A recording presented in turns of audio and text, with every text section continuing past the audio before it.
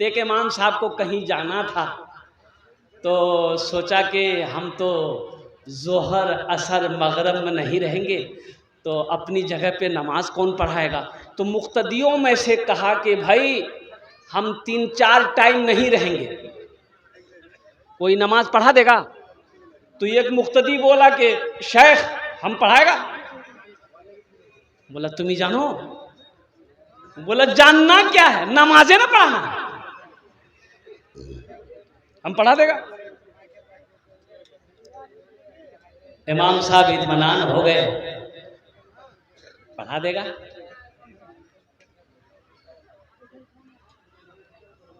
जोहर की नमाज पढ़ाया, ये जहरी नमाज है, ये सिर्री नमाज है।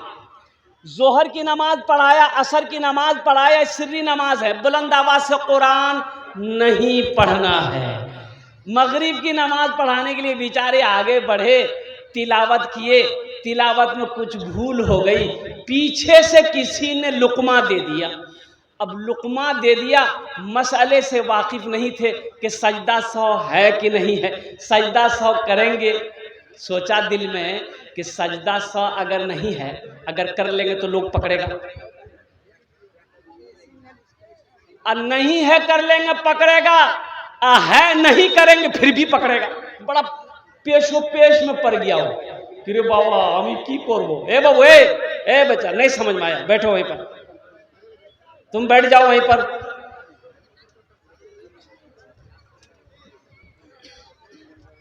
सजदा 100 अगर नहीं है कर लेंगे फिर भी लोग पूछेगा कि तुमने सजदा 100 क्यों किया।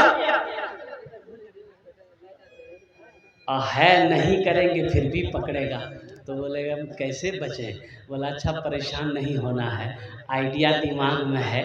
बस मगरिब की कै रकात नमाज है, अरे बोलो भाई कै रकात नमाज है। 3 रकात नमाज मगरिब, 3 रकात की कैरत पूरी हुई, सजदे में गया। इमाम साहब सजदे में गए, तमाम मुक्तदी सजदे में गए। इमाम साहब सोचे कि सलाम के बाद सब पकड़ेगा, हम क्या जवाब देंगे। बोला अच्छा रास्ता है भागने का। बस सजदे से उठा, चुपके से कुंडी खोला, निकल गया। तमाम मुक्तदी सजदे में, कोई 3 मरतबा सुबहान रब्बियल आला, कोई 5 मरतबा, कोई 7 मरतबा, कोई 11 मरतबा। भाई कितना पढ़ेगा। अब आदमी भी परेशान हो गया कि इमाम साहब सर कहे न उठा रहे हैं। तो एक मुक्तदी ऐसे देख रहा, बोला रे भैया इमाम साहब नहीं, इमाम साहब भाग गए। मस्जिदों को आबाद करो, अल्लाह तेरे घर को आबाद करेगा। इंशाल्लाह आबाद करेंगे। अरे हाथ उठाओ, इंशाल्लाह मस्जिदों को आबाद करोगे। अल्हम्दुलिल्लाह, अल्लाह हमारे बच्चों को पक्का सच्चा नमाजी बना दे, मैदान जंग का गाजी बना दे। या अल्लाह मेरे बच्चों को, मेरी दुआ है, खाने काबा का हाजी बना दे। आमीन बोले अल्हम्दुलिल्लाह। नमाज किसी भी हालत में माफ नहीं है, किसी भी हालत में।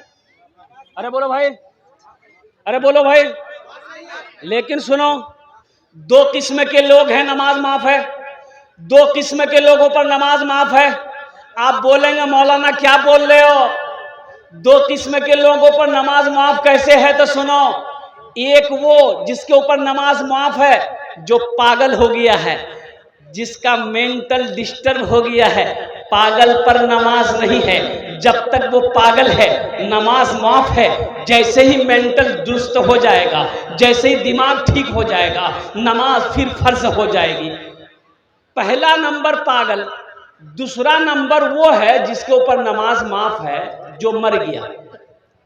मुर्दे पर नमाज, अरे भाई जोर से बोलो, मुर्दे पर नमाज माफ है। अब जो लोग नमाज नहीं पढ़ते हैं वो सोचिए ये दोनों में से क्या है। भाई मुसलमान हो और नमाजी ना हो, ऐसा हो ही नहीं सकता। जो मुसलमान होगा वो नमाजी होगा, अल्हम्दुलिल्लाह, जो मुसलमान होगा वो नमाजी होगा। ऐसा हो ही नहीं सकता है कि मुसलमान हो नमाजी ना हो। हाशी मामला के जानो तुमरा? अरे जानो जो बोलो ना, ओ साउथ अफ्रीका टीमे खेले, क्रिकेट खेले, हाशी मामला। ओहो আমার অনেক ছেলে লাগানে বসে আছে। ए मेरे बच्चों सुनो, वो हाशी मामला साउथ अफ्रीका टीम से खेलता है, पूरी यहूदियों की टीम है। अब पूरे यहूदियों के अंदर में वाहिद मुसलमान नौजवान है 24 साल का। ये नौजवान इतनी बड़ी दाढ़ी है, इतनी बड़ी दाढ़ी है। और जानते हैं, क्रिकेट खेलने आया था कलकत्ता, इंडिया आया था। तो जब लंच ब्रेक हुआ पानी पीने के लिए, खेल चल रहा था, जोहर का वक्त हुआ, 1 बजा, लंच ब्रेक हुआ पानी पीने का खिलाड़ियों को। हाशी मामला ने अल्हम्दुलिल्लाह मैदानी के अंदर में वजू बनाया, वजू बना के सबसे पहले जोहर की नमाज अदा की। क्या कमी है उसके पास? पैसे की कमी है, दौलत की कमी है, शोहरत की कमी है, लेकिन कुर्बान जाओ, अपने दीन से इतनी मोहब्बत है नौजवानों, नमाज किसी पर माफ नहीं है। इसलिए मेरे बच्चों, नमाजों की पाबंदी करो, नमाजों की आदत डालो, इसलिए कि नमाज उस वक्त तक माफ नहीं है जब तक आप होशो हवास में हो। हाँ, रही बात, बहुत सारे बच्चे नौजवान इसमें ऐसे हैं जिसको नमाज का तरीक़ा भी पता नहीं है कि सजदा कैसे करना, रुकू कैसे करनी है, जलसे में कैसे बैठना है। अल्लाहु अकबर कबीरा वल्हम्दुलिल्लाहि कसीरा बुकरतु वसीला। अल्लाह अकबर। मेरे बच्चों, कब सीखोगे, कब जानोगे? इसलिए उलमा से मोहब्बत करो, उलमा के करीब हो जाओ, आलिमों के करीब हो जाओ, शेख के करीब हो जाओ और दीन को सीखो। सबसे पहले अपनी नमाज की तैयारी करो, नमाज पढ़ो, इससे पहले कि तुम्हारी नमाज पढ़ी जाए। नमाज पढ़ो इससे पहले के, अरे बोलो भाई, इससे पहले के तुम्हारी नमाज पढ़ी जाए। नमाज पढ़ो, नमाज के बोलो ना, नमाज के बोलो ना काज आछे, काज के बोलो आमार नामाज आछे। नमाज के बोलो ना काज आछे, काज के बोलो आमार नामाज आछे, काज के बोलो आमार नामाज आछे। अभी फिलिस्तीन की जंग हो रही है, पता है? अरे बोलो भाई, पता है? यहूदियों से फिलिस्तीनी जंग लड़ रहे हैं, इजराइल से फिलिस्तीनी जंग लड़ रहा है। वह यूं कहो, एक तरफ हक है, दूसरी तरफ बातिल है, एक तरफ मर्द मुजाहिद है और दूसरी तरफ एक बुज़दिल है। और कुर्बान जाओ, अजब बड़ा हिस्ट्री है।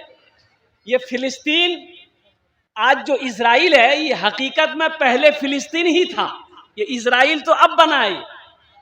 सन 1948 में ये जगह फिलिस्तीन की थी, ये जगह फिलिस्तीन की थी, यहूदियों की जगह नहीं थी। यहूदियों को मुसलमानों ने जगह दिया रहने के लिए, ठहरने के लिए। और वही कहते हैं ना कि किसी को बैठने की जगह दो तो फिर वो सो जाएगा। बोलो बात सही कि गलत है? बोलो भाई, अरे बोलो भाई। एक ट्रेन में जनरल बोगी में एक आदमी सीट पर सोया हुआ था। तो एक आदमी गया, बोला भाई थोड़ा उठ के बैठो, हमको भी बैठने दो। तो उसको बोला, तुम पहचानते हो हम कौन हैं? बोला अरे बाप, लगता बदमाश है। बोला भाई झमेला करना नहीं है, छोड़ दिया। वो आदमी आगे दूसरे डिब्बा में चला गया। दूसरा आदमी आया, वो भी बोला कि भाई थोड़ा उठ के बैठते, हम भी बैठ जाते। बोला तुम पहचानते हो हम कौन हैं? बोला बाप, लगता कोई नेता होता है। वो भी आगे बढ़ गया। तीसरा आदमी आया, वो बोला कि दादा एक तो उठो ना, वो सुन ना, हमारे पूछते दो। तो उसको भी बोला कि तुम पहचानते हो हम कौन हैं? तो आदमी पूछिए लिया कौन हो तुम? बोला हम बीमार हैं। बोल जामी बीमार आजी अल्हम्दुलिल्लाह सुम्मा अल्हम्दुलिल्लाह।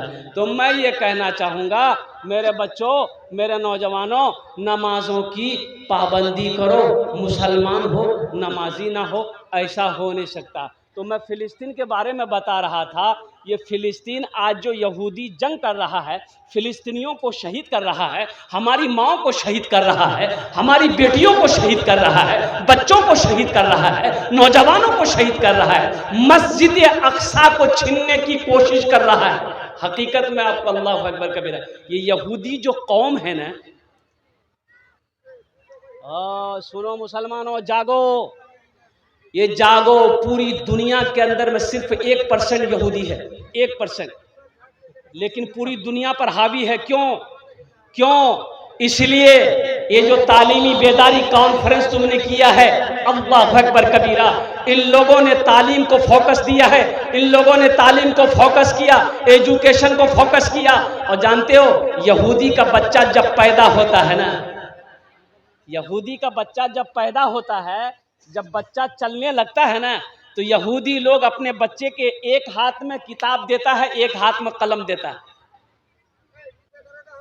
हमारे यहाँ बच्चा जैसे 9 साल 10 साल का होता है ना, तो सीधे पंजाब भेज देते हैं, दिल्ली भेज देते हैं, लखनऊ भेज देते हैं। जा बेटा जा कमा, जा बेटा जा कमा, टाका आदमी तो और बैंक को तो रखो टाका कहाँ है? आप क्या तरक्की करोगे? ये रोने की बात है मुसलमान, अफसोस का मकाम है। अल्लाह अकबर कबीरा। हम तो ये कहेंगे, ये हिंदुस्तान में जब मुसलमानों की हुकूमत थी ना, जहांगीर चला गया, शाहजहां चला गया, शाहजहां, अफसोस है शाहजहां तुमने ताजमहल बनाया, काश उस ताजमहल की जगह पे कोई यूनिवर्सिटी बना दिए होते तो आज मुसलमान उससे फैज़याब हो। लाल किला बनाया, कौम को क्या फायदा मिला? इससे क्या मिला? ताजमहल से क्या मिला मुसलमानों को? काश तुम यूनिवर्सिटी बनाते, कॉलेज बनाते। आज हमारी बेटियां मुर्तद हो रही है। अब देखिए 2023 का रिपोर्ट है, 2023 का रिपोर्ट है, सिर्फ यूपी में अल्लाह अकबर कबीरा 8000 हमारी बेटियां मुर्तद हो गई। सरकारी रिपोर्ट, बिना रिपोर्ट तो इससे कहीं। अल्लाह अकबर कबीरा, कुर्बान जाओ मुसलमानों। आज अफसोस का मकाम है कि मेरे पास कोई अच्छी यूनिवर्सिटी नहीं है, कोई अच्छा कॉलेज नहीं है और कोई अच्छा मदरसा बेहतरीन नहीं है जहां पर हमारे बच्चे तालीम हासिल कर रहे हैं। और जो है भी तो हम इल्म हासिल कर नहीं रहे हैं, तालीम हासिल कर नहीं रहे हैं, तालीम को हमने नज़रअंदाज कर दिया है। तो बताओ, वो कौम तरक्की नहीं करेगी तो कौन करेगा?